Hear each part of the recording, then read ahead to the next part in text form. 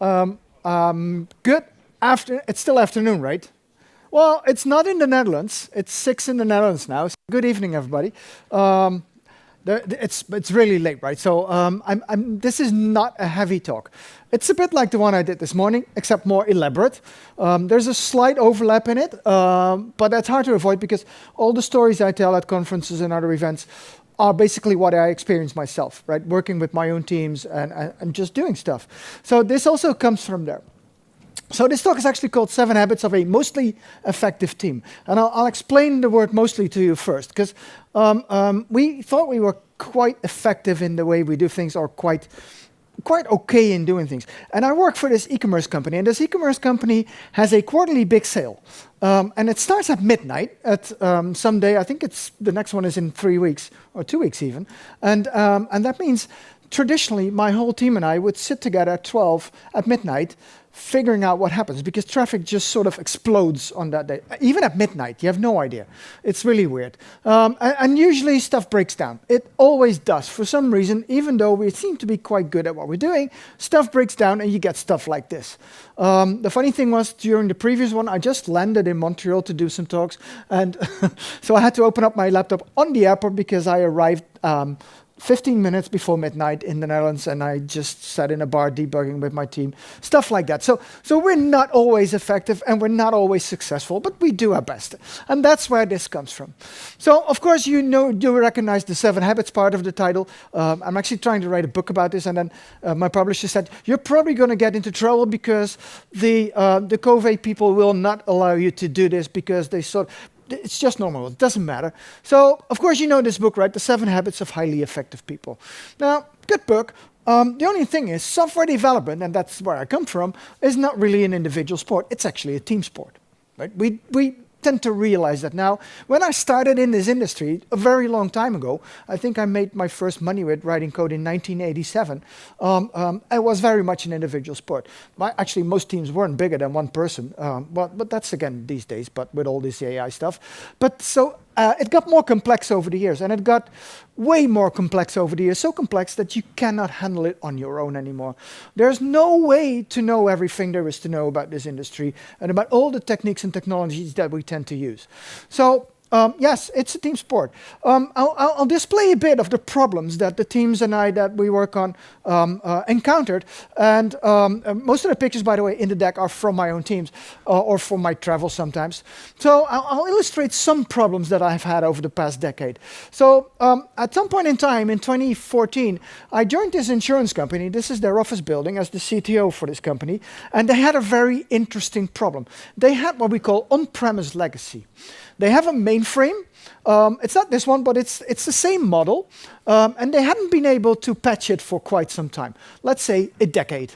Being an insurance company, by the way, their offices are below sea level. It's the Netherlands, right? So like 6 meters below sea level. So the mainframe was on the 4th floor in the building. I've never seen that before, but it happened. I wasn't allowed to enter the room, actually. I don't know why, because they didn't like me, I guess. And the problem they had is it ran a lot of code. So it had 18 million lines of COBOL and 12 million lines of Java.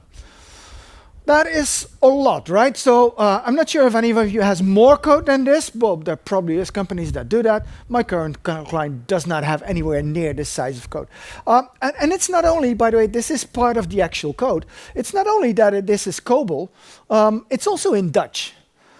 Now, there's quite a few Dutch people here at the conference, but it's still unreadable, right, to most people. You cannot just outsource this to any country in Asia and say, hey, just patch this code. It's also full of abbreviations because, well, variable names couldn't be much longer than this, otherwise they didn't fit the language.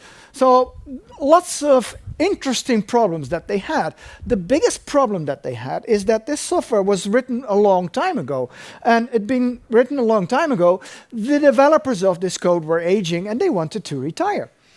And this is a true story. This is not an actual picture of them, but they actually had to, they retired and then they had to come back for very large amounts of money. They were okay with patching the code up again, right? So this is not a problem. So they tried 6 times to actually renew the system, build a new system, and they had done 6 rounds of a project trying to do this, each one lasting 2 years. So they had been trying to get rid of this code for 12 years' time. And the reason they failed is a thing called Gall's law. Now, Gall's law basically says that a complex system that works is invariably found to have evolved from a simple system that worked. And if you have to start all over again, you cannot just design a complex system from scratch and think that it will work. It will not. This company is the living proof of it. They tried 6 times, they failed 6 times. By the way, this company was sort of like a dictatorship.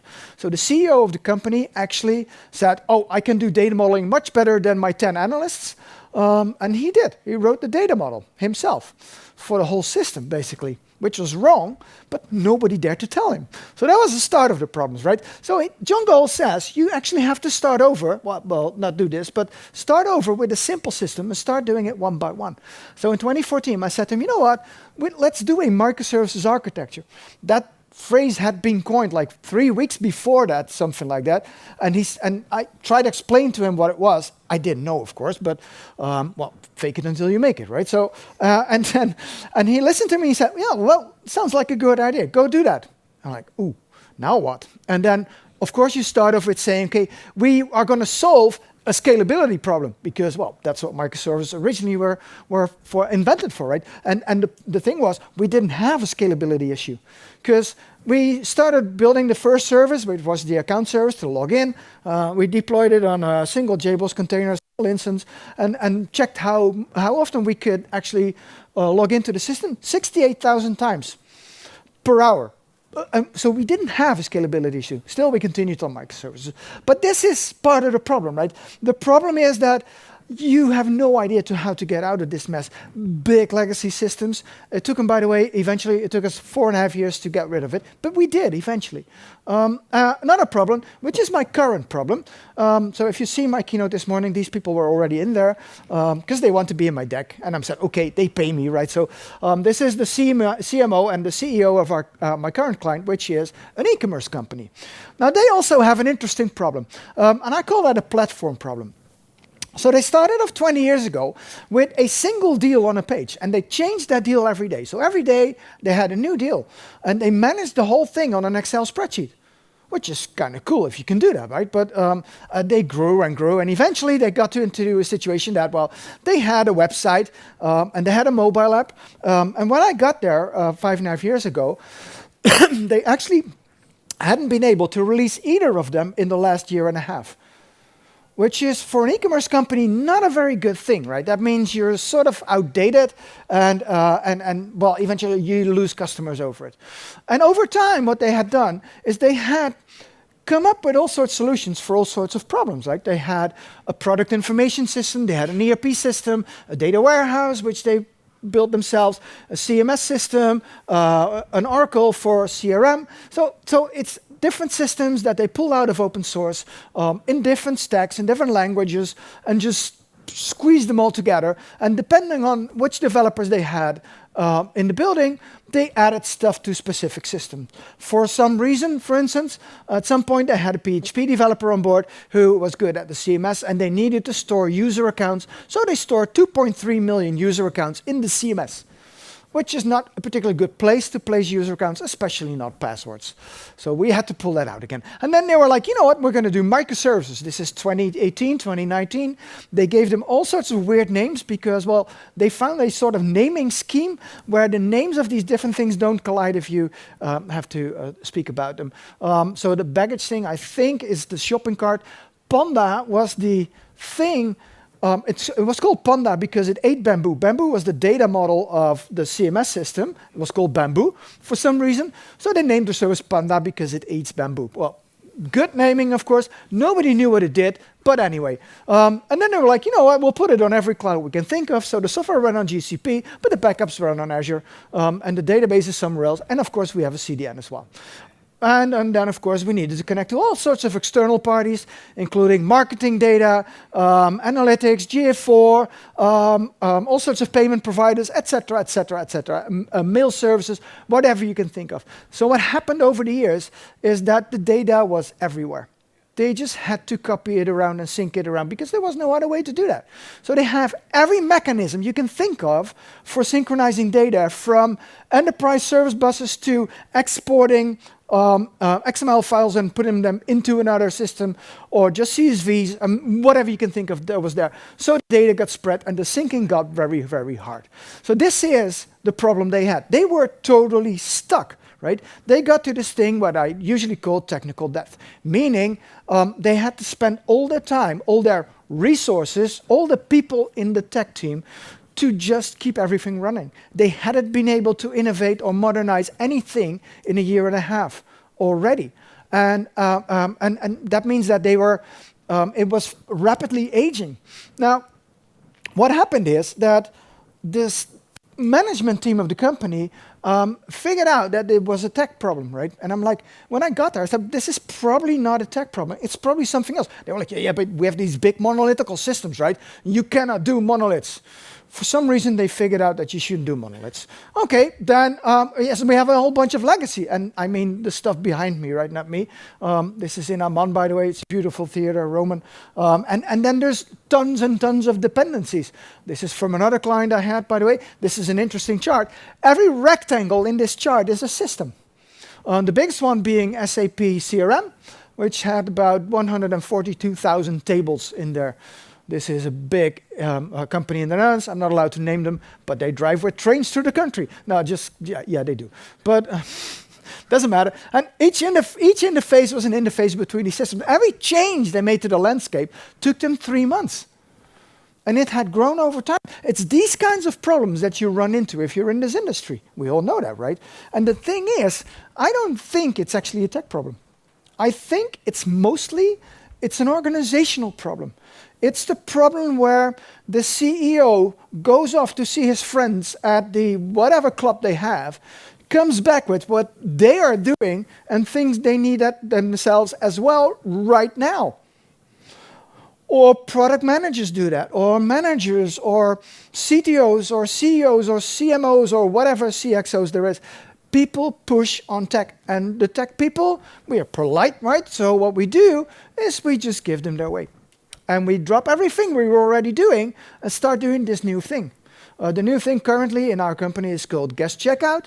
And for some reason, we seem to be pushing it because Claude thinks we can gain 700,000 euros per month on it. I very much doubt that, but I have to battle Claude for this, right? It's terrible. So basically, it's a cultural thing, right?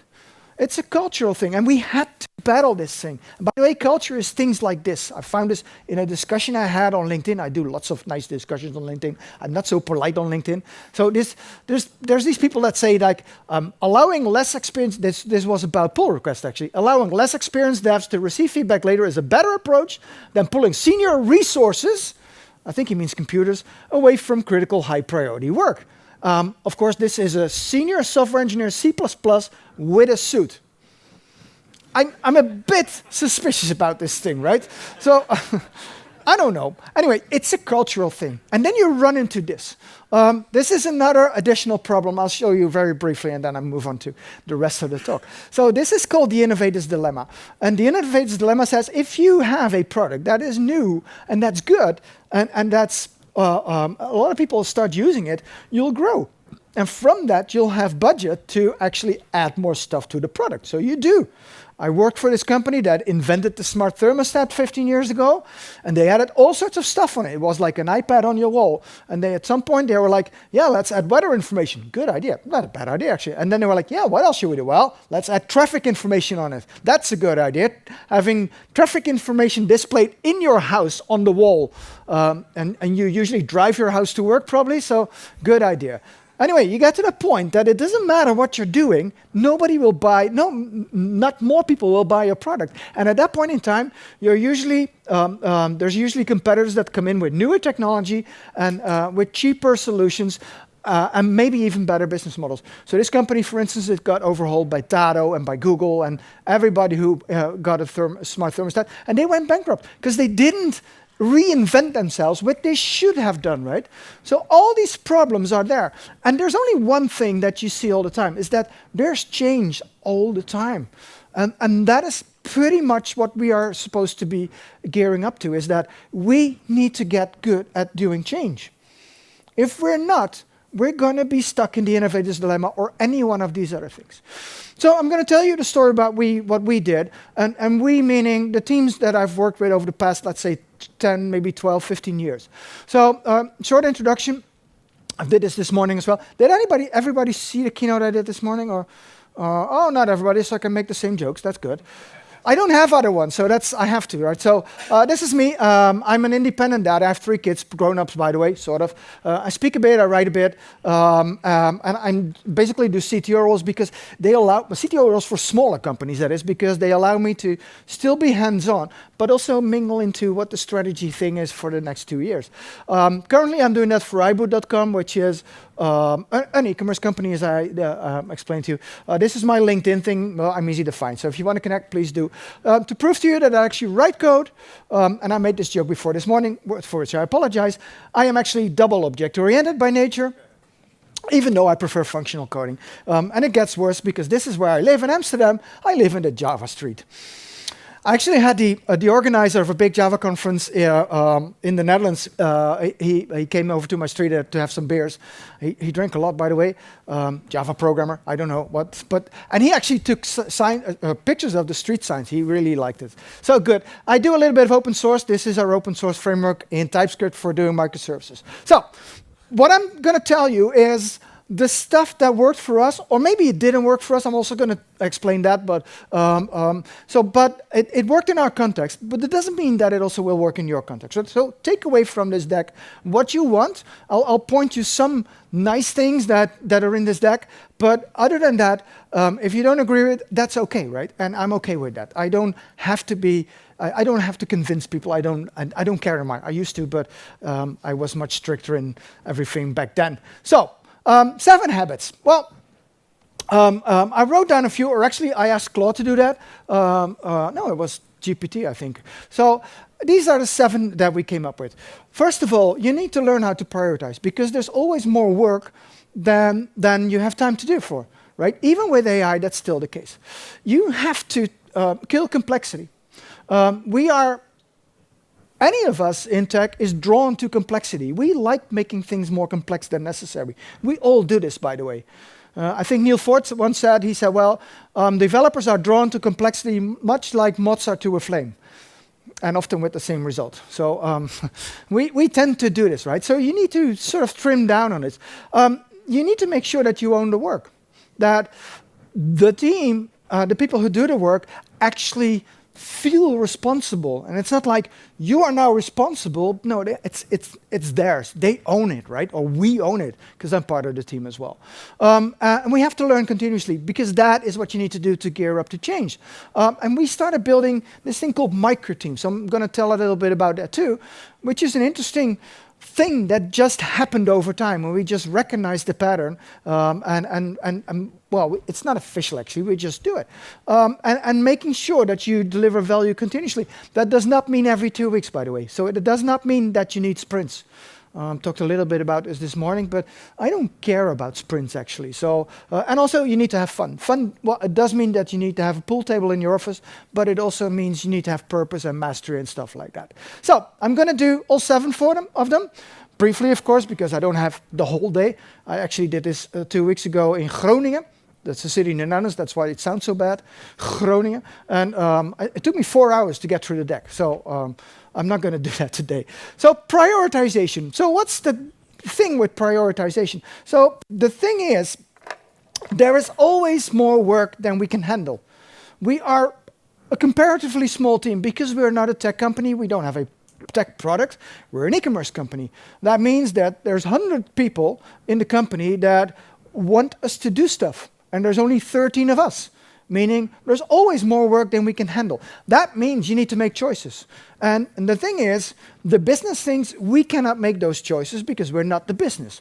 Well, to some extent, I agree, right? So you need to figure out what to do. So here's what we did.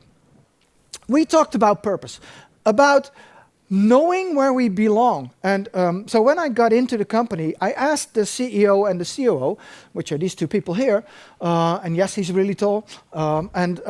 So what's the dot on the horizon? Where do you guys want to be in 3 to 5 years' time? By the way, those 5 years are over by now. And they said, well, we're an e-commerce company, so we want to have more revenue with higher margins. I was like, what? How do I build software to that, right? So here's Excel, bye. And that wasn't sufficient, right? So I said, well, that's probably the outcome if you have a good strategy. So that means that you need to figure out where you want to be. So we had some sessions about this stuff, and that gave a lot of direction. And that direction gives us purpose. It gives us a reason to build software because we are going somewhere. And that is a nice thing to do. So we came up with this eventually. I'll take I never know which one of these made it or which part made it, but I'll use the top one. So we want to be Europe's leading deal site. We're not. There is no Europe's leading deal site. It doesn't exist. We're active in 6 countries, but this does imply that we're going to be active in many more countries. We used to be active in the UK until COVID, I think. But that also means, it means multi-currency, it means multi-tenant, it means multi-shop, multi-language, multi-whatever, measurements, whatever you have, right? All sorts of things that you need to take into account if you build software. Everything on a website needs to be multilingual, as an example. We also have a community of consumers. And you're like, you're an e-commerce company, you sell stuff, how do you have a community? I don't know. It is just there. We have people moderating the comments on the website voluntarily. We don't employ them, we don't pay them. The only thing they get is going out to dinner with the COO once every half year, and maybe they get a t-shirt once a year. And people are happy with that. They like to belong somewhere. So we feed that community with good software that they can use.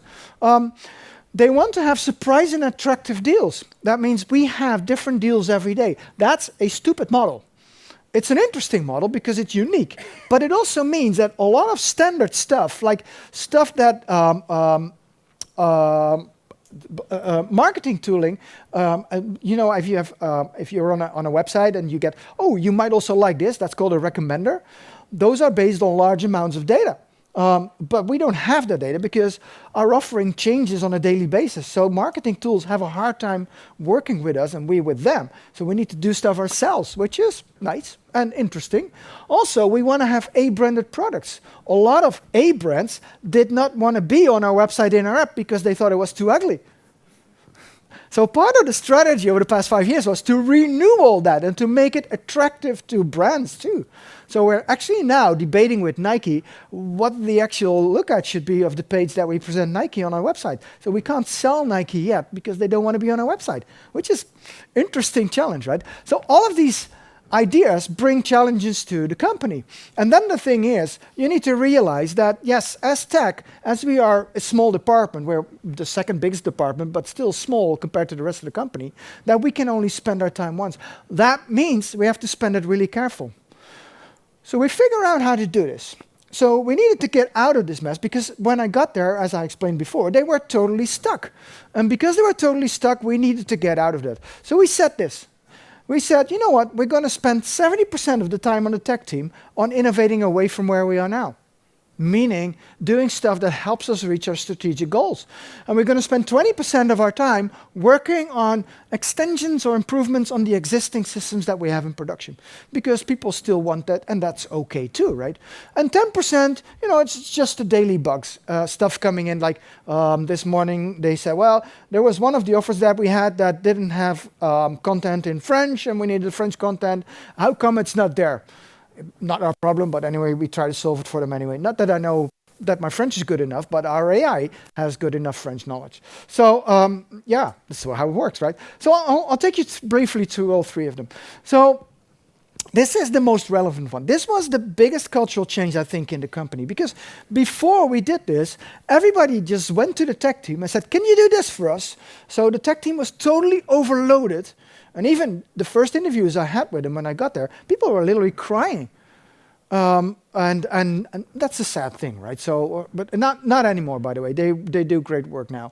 They did great work back then, but the wrong work. So here's the thing. What we did, we set up a board, a group of people It's also a Jira board, but that doesn't really matter. So it's a group of people who are the important stakeholders in the company. They come together every Thursday morning at 12. Well, depending on the week, sometimes it's 11, sometimes it's 12. And everybody can suggest stuff here. Everybody who has ideas in the company, maybe even outside the company, or the board of advisors or whatever, come up with ideas, and we judge those ideas. So the first thing we do is we answer the question, does this thing help us to reach our strategic goals? If not, we're not going to spend any time on it. So people know that. So they only suggest ideas that help us get to the strategic goals. So for instance, now we have this guest checkout thing, and we're still debating whether to do that or not. But it's things like that. And then the next question is, can we actually do this?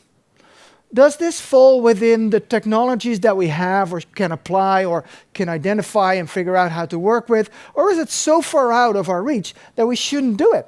That rarely happens, by the way. And the next thing is it small enough?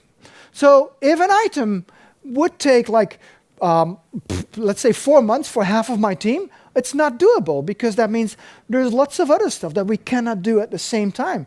So if it's too big, and too big, just it's like probably 4 months, 3 people. That's enough to get it going.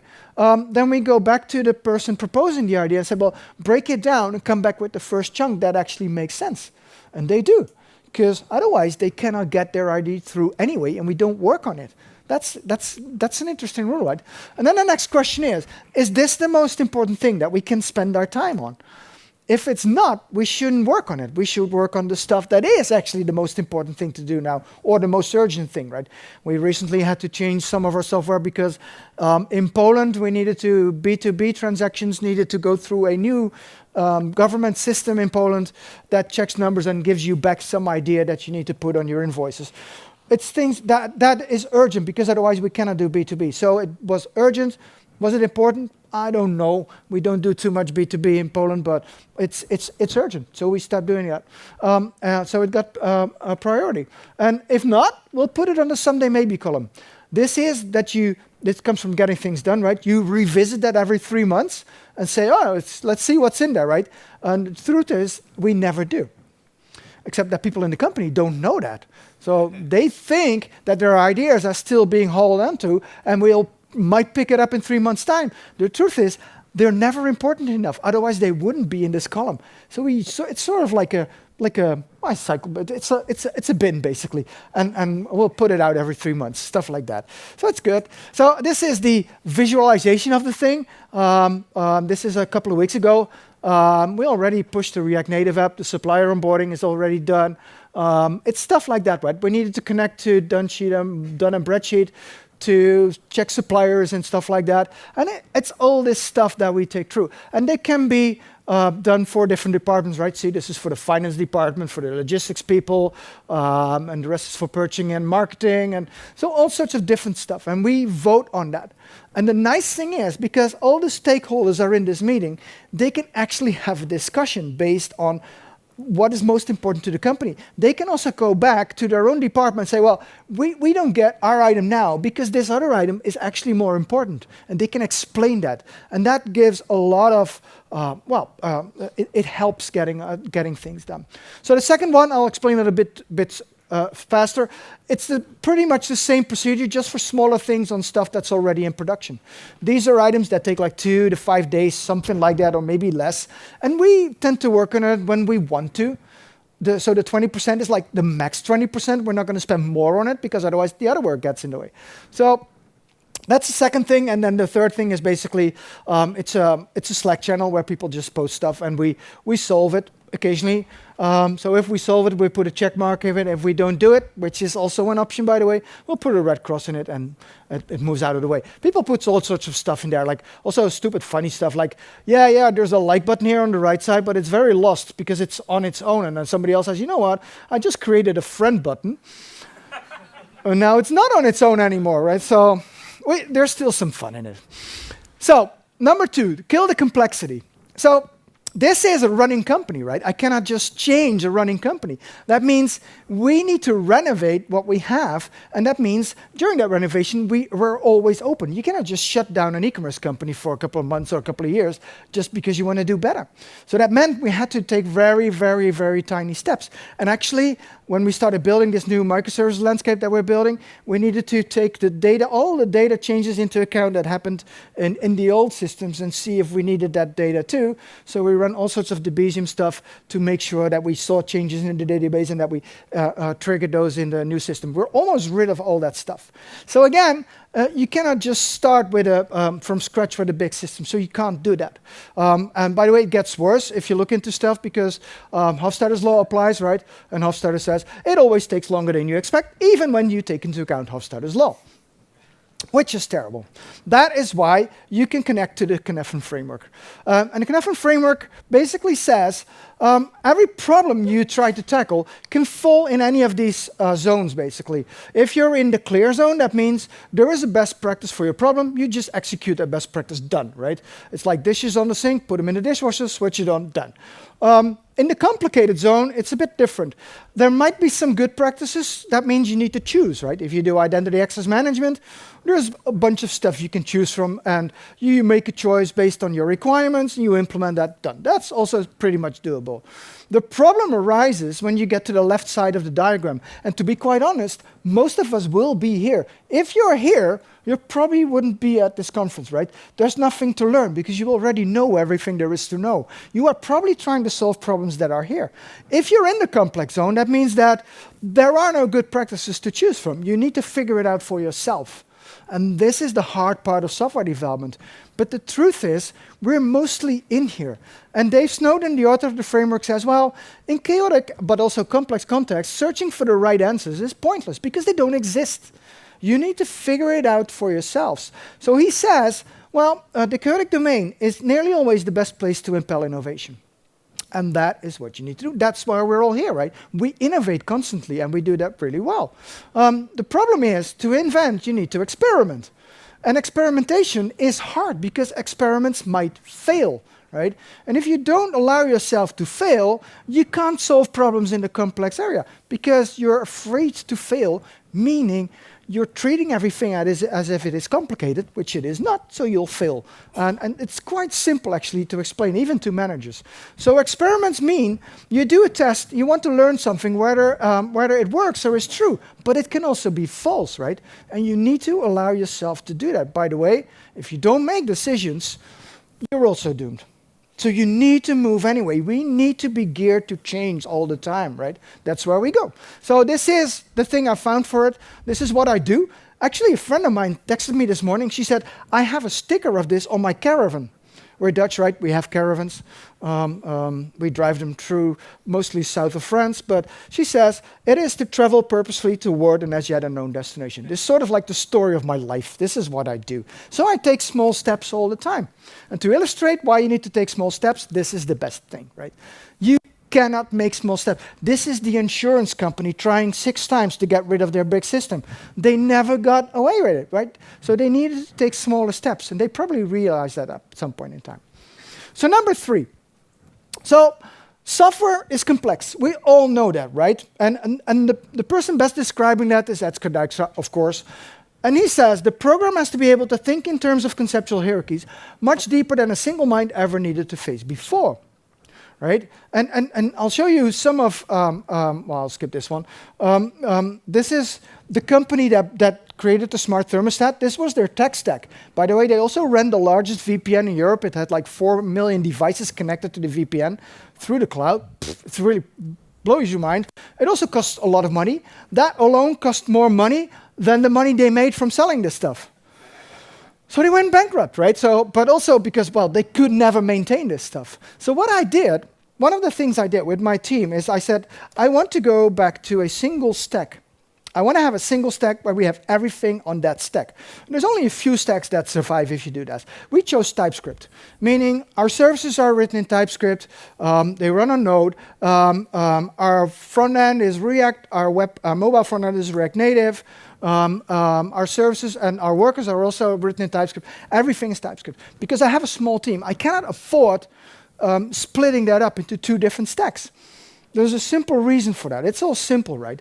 And it made me realize that making these choices, that there's lots that I don't know. You cannot know everything anymore in this industry, right? You need to move ahead. That's why software development is a team sport, as I said before. So the smallest unit of software ownership, it's not the individual, it's the team. And that means you need to make sure that your team can do the stuff that it needs to do to get this thing out of the door continuously. And that requires one other very important thing, and it requires autonomy.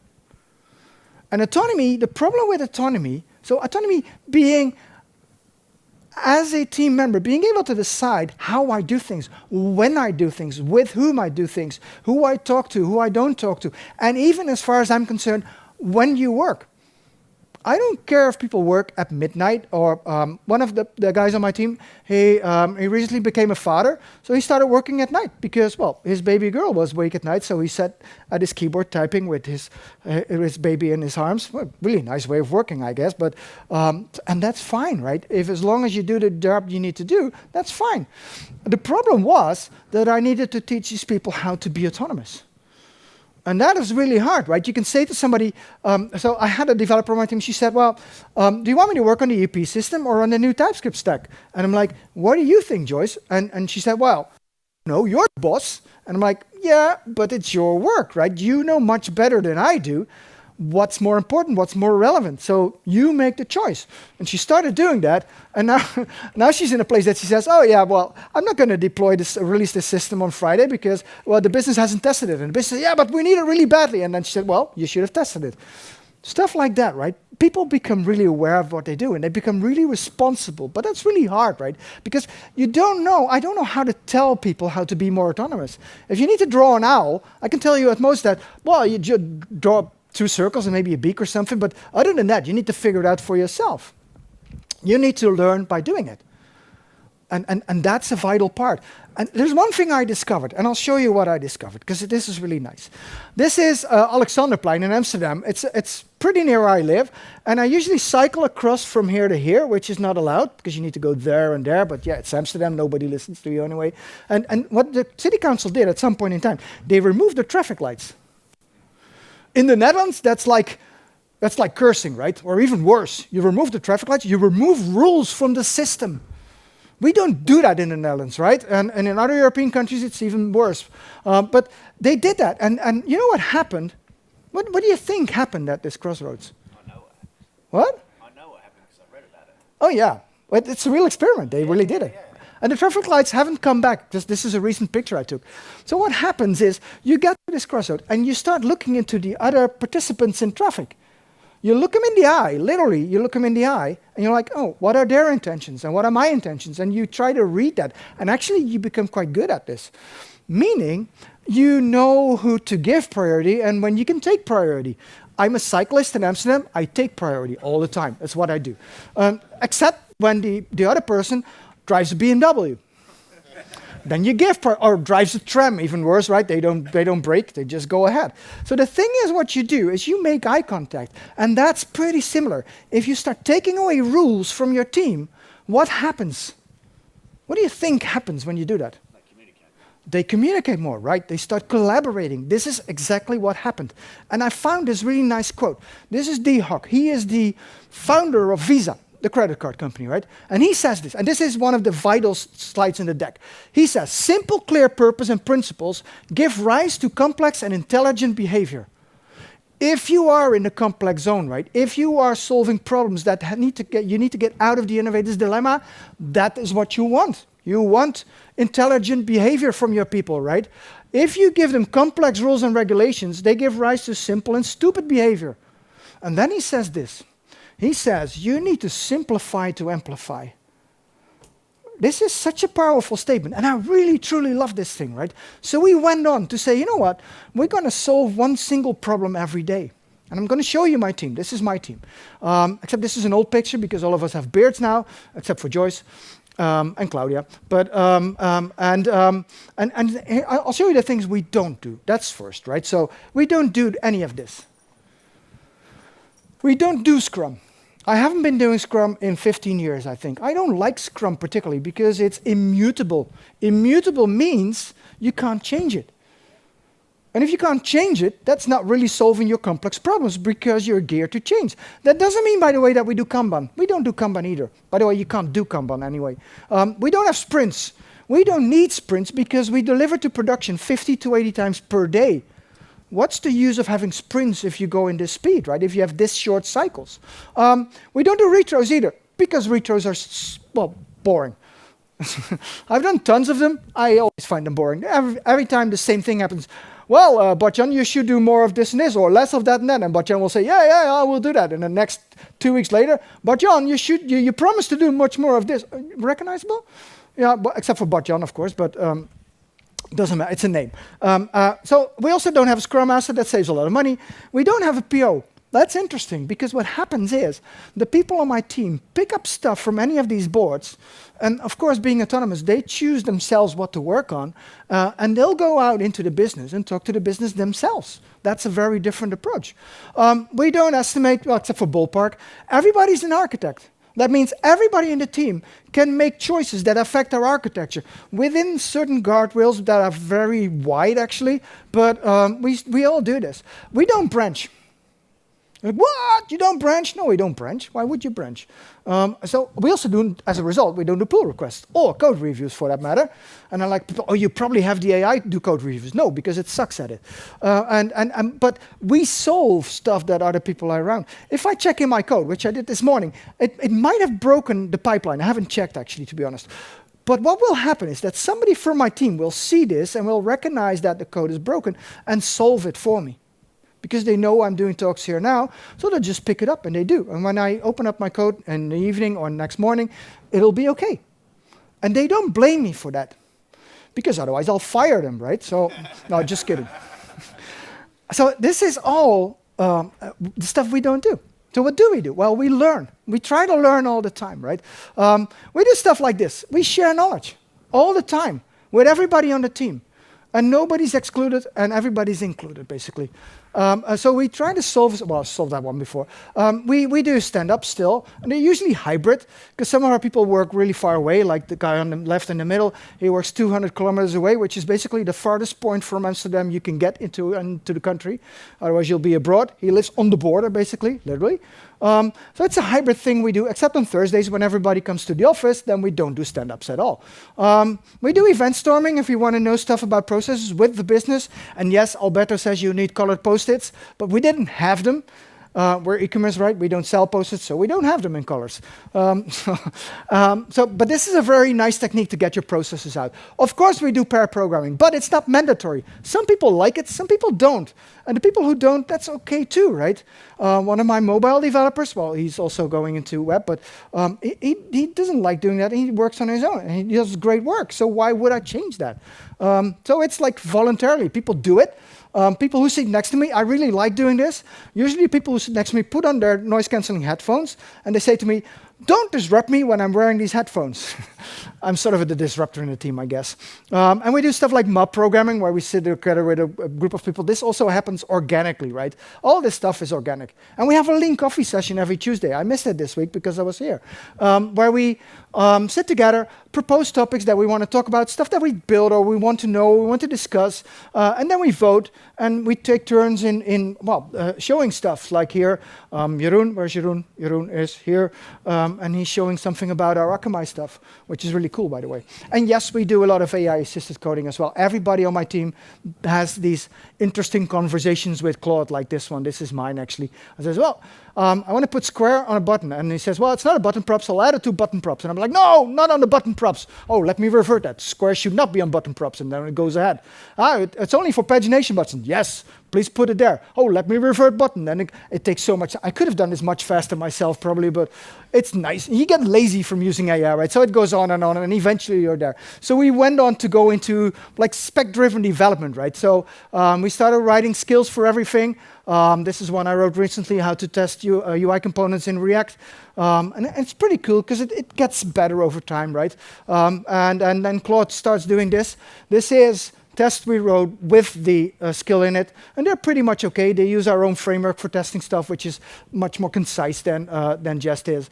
Yeah, we started doing that. We even, you probably saw this before this morning, we wrote a pushback skill because, well, every time it's wrong, it says, oh, you're right, let me change this. And I'm like, no, just figure it out yourself first, and then come back. And don't fold right away. So we get conversations like this, like Naval said to it. List the first 3 services in the library, and says, well, the first 3 services are account, address, and agreement. And then Naval says, those are workers, you effing moron. And then it said it didn't fold, right? Usually it says, oh, you're right, it's not services. Well, they are actually, but then it started loading the skill and says, well, they no, they effing aren't. I just verified, like it's sort of start to talk back. It's actually quite nice doing that.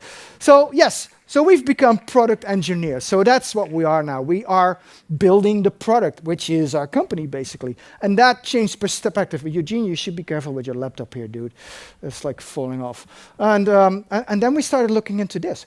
This is a technique that, it's a pattern actually, that I started seeing some 15 years ago on Teams. And this actually happens. So, I put that slide everywhere. So we realized that if you have 3 sources of where stuff comes from, and people can choose for themselves, not every item that comes off these boards uses the same skill set or requires the same skill set. That means you can do more at once.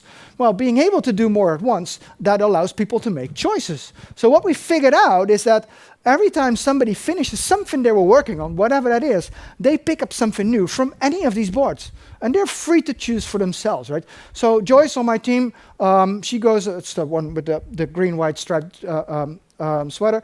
She is going on a pregnancy leave in about 6 to 8 weeks, meaning she says, well, I don't want to work on tech board tickets because they're too big, so I'll just start working on general board tickets. And that's fine, because we need to do them too. And then usually somebody says, you know what, I'm going to start helping you out. I'm going to work with you on this because I know something about this or want to know something about this. They discover it with the business, do the work, check in their code, report is done, talk to the business again, disband, and the whole thing starts all over again. And it's a very organic pattern that we use to do stuff. And it's not something I tell them, oh, please work in a micro team. It just sort of happens. It's an interesting pattern. You might see it too. This is like an infra guy with a Java developer. And this is my current team, right? The 3 of them working on something together. It's probably very complicated. Francisco's looking very occupied. Or this one is like 2 developers and a tester. Of course, you make the tester stand, right? Then he goes away sooner. Yeah, that's how it works. Or, well, Java developers again, right? So, or an architect with a developer. Developer probably already knows it's not going to work. The architect's still praying for it. Good habit, right? So, and it's an interesting technique, and it's just a small pattern that we see, and it's really cool because it sort of distributes leadership evenly over the team, and people can make their own decisions much easier because they only are tied to their own small team that we're working with at that point in time. So it's a technique that I can recommend recognizing at least, right? It's not necessary to implement it. It's not Scrum. It's just something small that really works, and apparently, according to ING. Of course, I had another discussion on the internet, and then people say, well, it doesn't scale. Personally, I don't give a fuck if stuff scales, basically. I work with a team of 13 people. Why would I care if it works for 1,500 people? But apparently, they made it work. They renamed it into whatever they call it, like micro squads. Fine with me. I'm okay. Doesn't matter. So, number 6. Number 6 is, of course, about cycles. The thing with cycles is we managed to make them shorter over time again and again and again. I started working in the industry when we still had waterfall, which was terrible. It didn't really work, and then we started shortening the cycles, and we got to the point after going through DSDM and Scrum and the likes that we got to this point that we do continuous deployment now, meaning everything we do, every change we make goes to production automatically. Like 50 to 80 times per day. Not all of them make it to production, but it's good. That does mean we don't need sprints. Now, sprints can go wrong in all sorts of ways because they're sort of like mini projects. But if you push to production 50 to 80 times per day, they don't make any sense at all, right? So we just skip them. And the reason for that we can do this is because, well, progress is not very linear. right? It's different every time you look at it. And it's not like, oh yeah, every week we have the same velocity or even measure the velocity. That's just stupid, right? And the thing is, if you look into the Agile Manifesto, actually, the Agile Manifesto does not talk about sprints at all, right? Doesn't matter. To be agile basically means this. I don't actually give a rat's ass about the rest of the Agile Manifesto. This is the only thing I care about. We are uncovering better ways of developing software by doing it and helping others doing it. That's what matters, right? It's you allowing yourself to be geared up for change. Agile does not mean, it's not a process or a framework, says my good friend Alan. Agile is the ability to create your own, right? And doing that, you need this. You need very rapid feedback to get through this point. And I'll show you a bit about feedback. That means this, basically. So let's say you are in a train station in Budapest, and your next train is in 1 minute. That's fine, right? Let's say the next train after that comes the next day. Then you need to hurry to get on that train. But what if the next train comes in 1.5 minutes after that, or 2.5 minutes after that? You don't worry, right? You're okay. And this is exactly what happens in my teams. Jason Gorman describes it really well. He says, missing the bus is not a big deal if you'll know there'll be another one along in 5 minutes, right? You don't care. Even the business doesn't care. They know if we make a mistake that we can solve it in 15 minutes. That's sort of how long our pipelines run. So they actually start trusting us, which is really good. That means that if you are able to make tiny changes to whatever you're doing instead of these really big changes that have very small deltas that are easy to test, also easy to test in production, then it doesn't really matter. And the feedback you get is really fast, meaning short cycles, meaning higher quality really sooner. In order to do that, you just need to automate everything, right? I'm going to try, can I take like 5 minutes? Because, no? Oh, terrible. God, they're really harsh on me.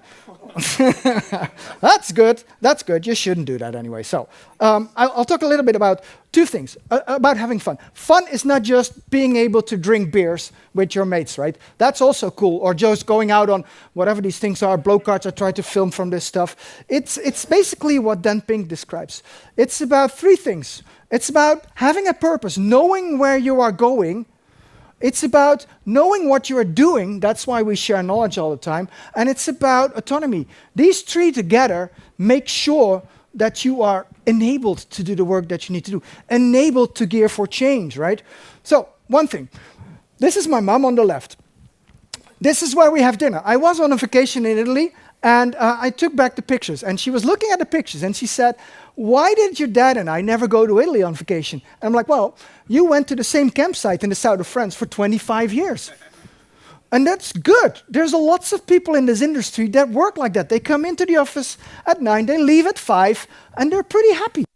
But the thing is, if you want to make a change, if you want to make a dent in the industry, you can't do the same thing you've been doing before because you get what you always got. And that is exactly what you don't want. You want to be able to do that change. So, almost there.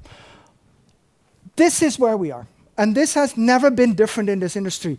We are always changing stuff. That means we solve problems, either by writing code or having something write our code. That doesn't really matter.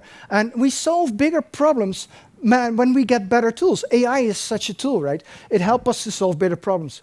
In order to do that, you need to make really, really tiny steps. And listen to D. Hock saying simplify to amplify. So take everything out that you think might not be worth doing, like retrospectives or other stupid stuff. And in order to change, if you are that person that goes to the same campsite in France for 25 years, you'll probably won't change this. I actually tried this out once at the parking lot at the local football club. It really works. If you start parking your car as the first one in a different direction, people will follow, right? So there's only one person that can ignite that change, and it's you. It's not everybody else. It's not your manager. Don't wait for manager to do stuff because, well, agile is the ability to create your own stuff, meaning we need to get good at changing ourselves. That is the best quality that we have in this industry because we are geared up to do that. Delivering value continuously, yes, and never ever stop learning. Don't be afraid to ask newcomer questions.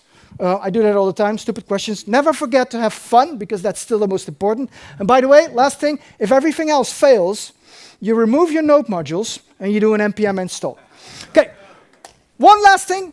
Take your mom out to dinner more often. Mine passed away last year, so I can't do it anymore. I did it a lot of times, but that's the best tip for today. Take your mom out to dinner more often.